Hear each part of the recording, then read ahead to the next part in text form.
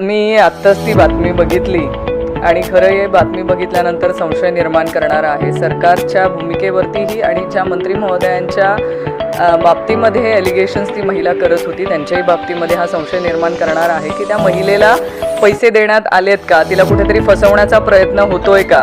कारण गेल्या 2 वर्षाच्या काळामध्ये जेव्हा करुणा मुंडेंच्या बाबतीमध्येही एक प्रकार सगळ्यांना आठवत असेल की त्यांच्या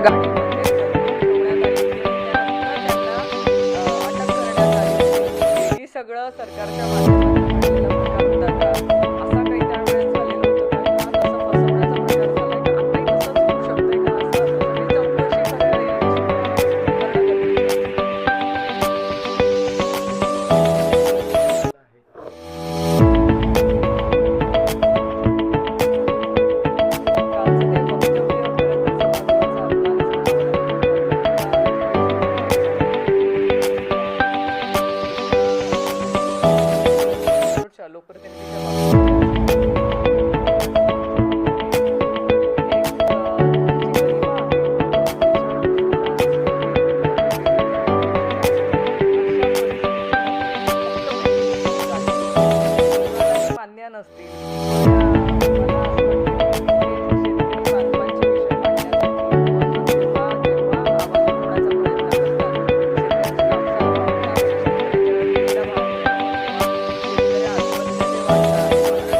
त्या संदर्भात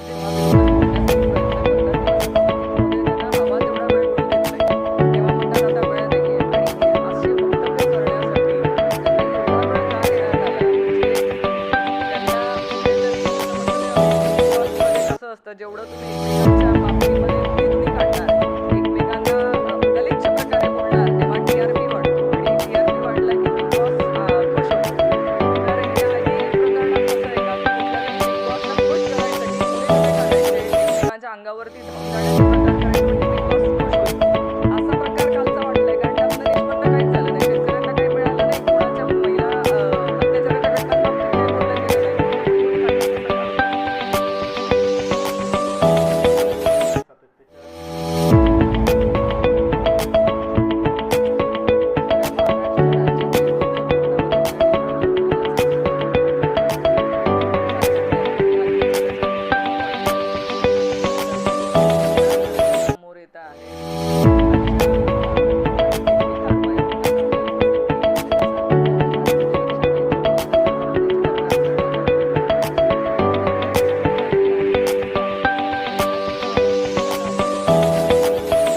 आरोपींना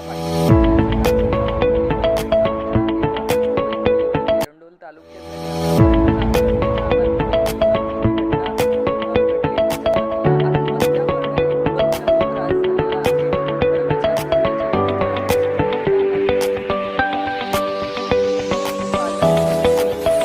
जे आहे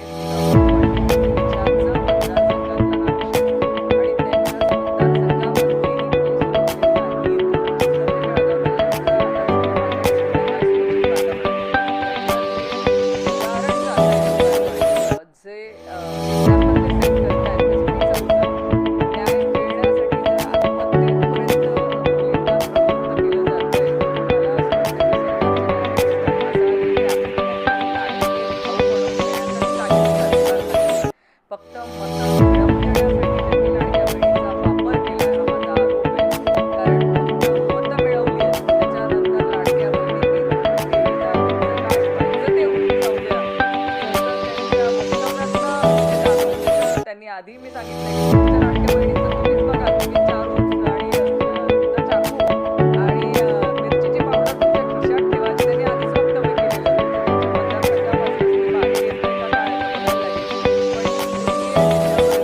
घटना करायची वेळ आली आहे. लवकरात लवकर न्याय मिळवून देण्यासाठी आम्ही तिच्या परिवाराच्या खंबीरपणे पाठीशी आहोत आणि जी आवश्यकता आहे